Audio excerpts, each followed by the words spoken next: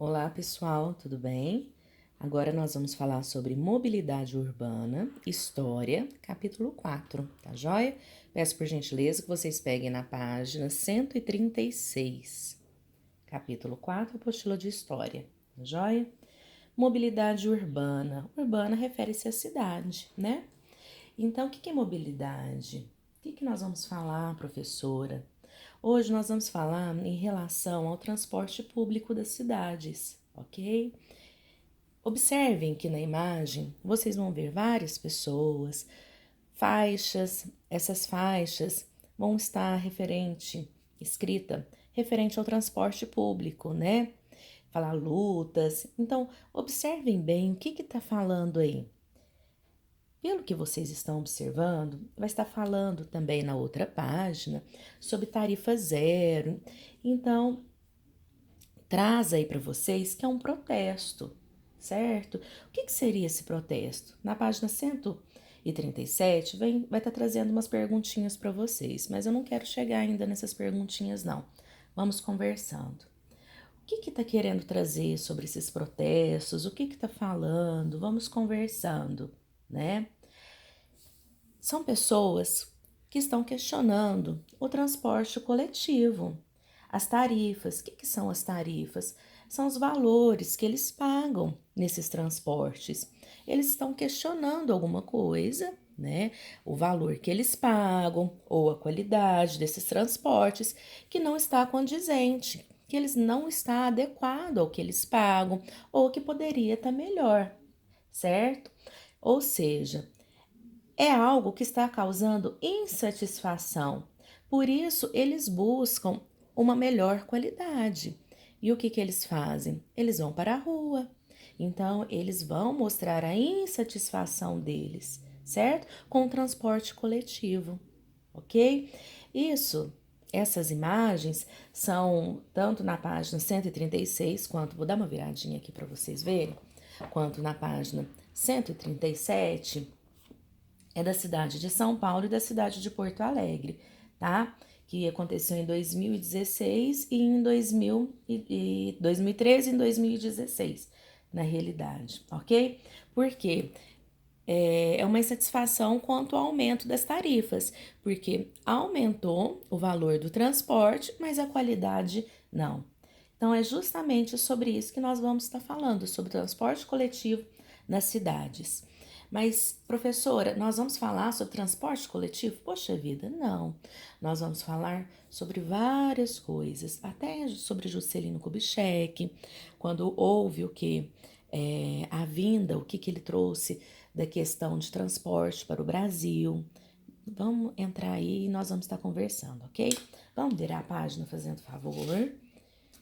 É a nossa conversinha aqui, tá bom? Aí nós vamos começar a refletir como que é o transporte público na nossa cidade, aqui na nossa cidade de Franca, ok? Se o nosso transporte público está tendo algum problema, ele é bom, ele é ruim, o que você acha? Certo? Aqui nós já tivemos a questão de algum protesto, então você vai refletindo aí na sua casa, ok? Vamos virar. Então, meus amores, se é público, por que a gente paga? Poxa, nós temos que pagar. Mas por quê? O que foi a revolta do Vintém? Então vamos ler aí. A tia Paty coloca a imagem para vocês, mas vocês acompanham aí comigo, ok? Vamos ler. Me acompanhe. Perdeu? Dá um pause e volta, por favor. Não vamos perder conhecimento, não, tá? Conhecimento é uma coisa que a gente não pode perder, nem conhecimento nem dinheiro, por favor. Se é público, por que a gente paga? Iniciando. Você já percebeu que o transporte público em nosso país é pago por quem o usa? Ou seja, vou pegar um ônibus, então eu vou ter que pagar? Vai sem dinheiro para você ver. Isso acontece porque, normalmente, empresas privadas são contratadas pelos governos para oferecer esse serviço. Assim, uma parte dos custos dos veículos, como ônibus, trens urbanos, é paga pelos governantes com o dinheiro público. Ou seja, o governo vai e paga uma parte, certo? Mas a outra parte ela é paga pelos usuários, porque quem vai usar O ônibus, por exemplo, aqui em Franca, o que a gente sempre ouve no rádio? Ai, vai abrir uma seletiva, vamos usar essa palavra seletiva para ficar mais fácil para a compreensão de vocês.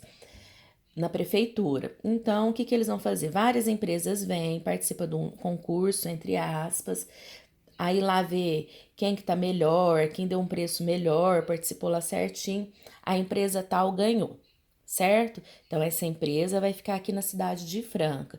Então, o governo lá, a prefeitura, paga tanto para essa empresa ficar, certo? Paga um valor X para ajudar a cuidar dos ônibus. Mas nós vamos pagar todo mês, toda vez que a gente entrar, né? No ônibus a gente paga lá uma quantia tal. Esse dinheiro também vai ajudar a cuidar dos ônibus, certo? Ou seja, de qualquer forma, são os cidadãos que pagam. Porque, gente, nós não pagamos impostos para o governo? No final das contas, somos nós que pagamos tudo. É isso que eu quis dizer, essa frase. Ou seja, de qualquer forma, são os cidadãos que pagam. Deu para entender? Continuando, aqui embaixo. Hoje em dia, reclamações da população, olha aqui, ó, reclamação, são em geral a má qualidade desses serviços, principalmente em grandes cidades. Longas esperas, superlotação, atrasos e motoristas que não param quando passageiros solicitam embarque ou desembarque. São algumas das insatisfações dos passageiros. Algumas cidades têm conseguido melhorar seu sistema de transporte coletivo, com maiores investimentos em infraestrutura, como é o caso de Curitiba. Parabéns, Curitiba. Então, é isso daqui que nós estamos trabalhando, certo? Bom, acho que aqui a gente não precisa falar não, porque vocês já têm um conhecimento muito grande. Eu quero que vocês venham comigo aqui, ó, no Saiba Mais sobre a Revolta do Vintém. É um conhecimento lá de 1879. Vou trabalhar com vocês na questão lá de Dom Pedro II. O que foi a Revolta do Vintém?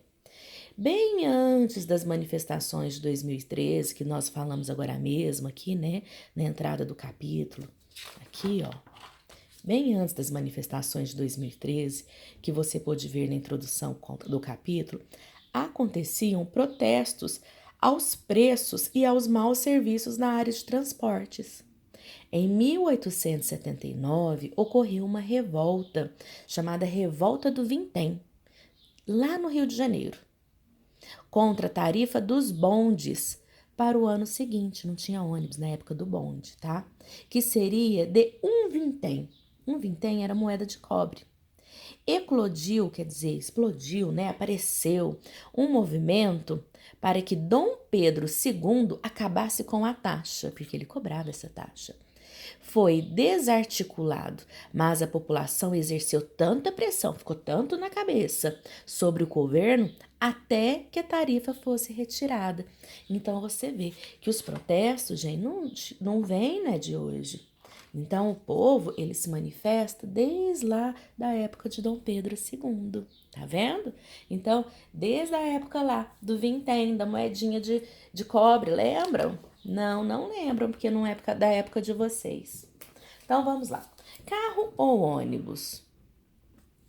Nossa, será que cabia todo mundo? Por que fez essa pergunta? Ó, olha aqui que a tia falou. Essa é a região que mais se industrializou e mais se urbanizou naquela época. Qual que é essa região? Olha aqui, quem conhece essa região aqui, ó? Olha aqui esse estado aqui, quem conhece? Vamos lá, vamos conhecer. A partir, ó, vamos leitura aqui.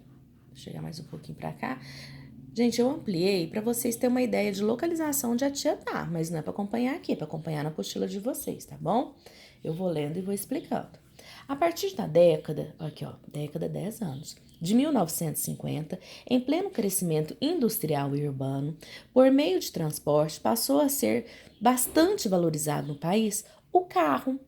O presidente, presta atenção, Juscelino Kubitschek, olha quem que trouxe, colocou em ação o seu plano de metas, cujo slogan era 50 anos em 5.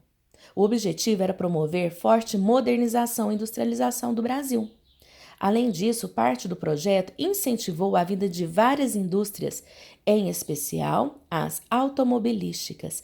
Então, foi Juscelino Kubitschek, gente, que falou assim: vamos, gente, vem aqui pro Brasil, pode trazer indústria automobilística, vamos valorizar aqui o carro, vamos desenvolver o Brasil, vamos promover, gente, o desenvolvimento, vamos trazer aqui, ó, carro, vamos fabricar carro aqui no Brasil.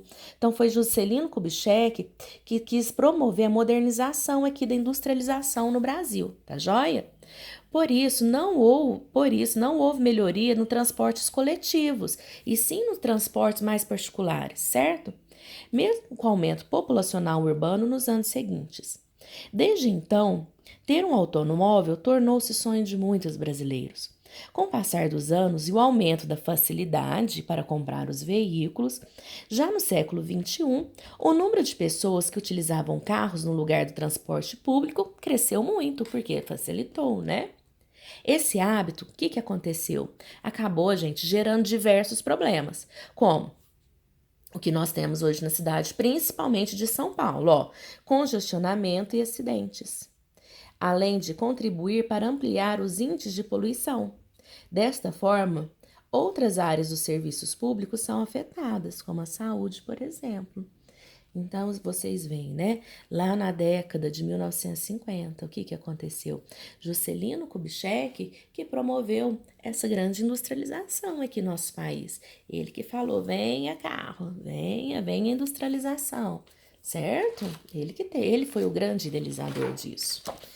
Bom, aqui vai falar sobre Haddad, que ele sancionou uma lei sobre bicicleta. Não que ele que fez essa lei de bicicleta, que não tem nada a ver disso, gente. Aqui tá falando sobre uma reportagem lá de São Paulo, tá certo? Que ele sancionou uma lei. E teve várias críticas, porque as ciclovias, né, onde que passam as bicicletas, não estavam também preparadas em todos os lugares para passar a ciclovia. Mas aqui traz uma reportagem falando sobre para quem quer usar a bicicleta, do incentivo dele, tá joia? Que quem foi o Haddad? Haddad foi o prefeito de São Paulo, tá bom? Essa reportagem aqui foi de perdão, povo de Deus, foi em 2017. Eu vou trazer para vocês essa reportagem, por quê? Porque nós vamos trabalhar essa interpretação aqui embaixo, tá joia? Sobre a questão da circulação da bicicleta, principalmente em São Paulo, né, que a tia falou do congestionamento, que foi uma solução para estar trabalhando isso daí, tá bom? O prefeito de São Paulo, Fernando Haddad, que ele é do PT, sancionou nessa quinta-feira, porque não é que foi nessa quinta, é uma tirinha de jornal, tá? 22, o projeto de lei que cria o programa Bike São Paulo, que prevê que pessoas que usarem bicicleta recebam créditos. A ideia é incentivar o deslocamento de bicicleta em detrimento do transporte automotor, especialmente do automóvel. A lei prevê também que os créditos poderão ser convertidos de bens e pagamentos de serviços públicos, mas não especifica de que forma isso poderá ocorrer. Ou seja, ele fez, mas não explicou nada, porque ainda estava em construção. Segundo a administração, uma regulamentação mais detalhada será publicada em até 90 dias. É o que a tia Paty falou, ainda estava em construção. A regra vale para usuários de Vale Transporte, bilhete único mensal e para estudantes. O usuário vai economizar R$ 3,80 na viagem e ainda receber R$ 2,00 de crédito para a prefeitura, que pagaria para empresas de ônibus em forma de subsídio. Isso tudo, gente, é uma maneira que ele estava para trabalhar o congestionamento, poluição. Isso porque o preço da viagem para as empresas é de R$ 5,80 e uma maneira de economizar nos cofres públicos, financeiramente para a prefeitura. Tá joia? Ó, disponível em acesso em outubro de 2017, ok?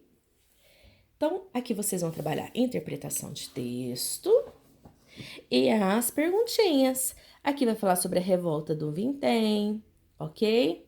E comparação com as manifestações que teve lá na frente. A falta de qualidade de serviços públicos, o transporte público, as características, vocês vão responder. Gente, não me respondam coisas sem pensar, por favor. um texto falando sobre a mobilidade no Brasil do transporte público em relação à preferência de carro. Vocês vão fazer também. O que isso tem a ver, professora? O que nós estudamos? Gente, poxa vida, aqui vai falar sobre desigualdade social, aqui vai falar sobre Juscelino Kubitschek, ok? E vocês vão fazer. Aqui é uma resposta pessoal. Por favor, letra maiúscula, letra caprichada e não vem, tia, eu não sei. Por favor, tem que saber, não é possível. Vocês têm uma professora muito boa para falar que não sabe. Ai, muito obrigada. Outra coisa, observe as propagandas da época do governo Juscelino Kubitschek, lá na década de 1950, tá? Olha aqui o que ele fez. Gente, ele estava querendo cativar o povo para o carro, as indústrias automobilísticas, trazendo aqui para o Brasil. Então, ele estava lá, ó, cativando as pessoas, tanto que o pessoal tudo começou a ficar apaixonado e começou a não querer ônibus, não. Olha isso daqui. Relacione o conteúdo das propagandas ao plano de metas desse presidente. Vai lá no texto que nós lemos, falando do plano de metas. O que foi o plano de metas, gente? Foi um incentivo ao povo, lembra? A industrialização, a vinda do capital estrangeiro, lembra? Essa propaganda, elas incentivavam o quê? O consumo, gente. De quê? Consumo de quê, povo de Deus? Olha aqui. É só automóvel, gente? Não, gente. Era eletrodoméstico, era das indústrias. O plano de meta deles não era só carro, era de indústrias, olha aqui. Então vai lá, pensa um pouquinho, responde e depois a gente conversa, tá bom? Leia com atenção, leia com carinho, pense, qualquer coisa a tia está à disposição. Grande abraço.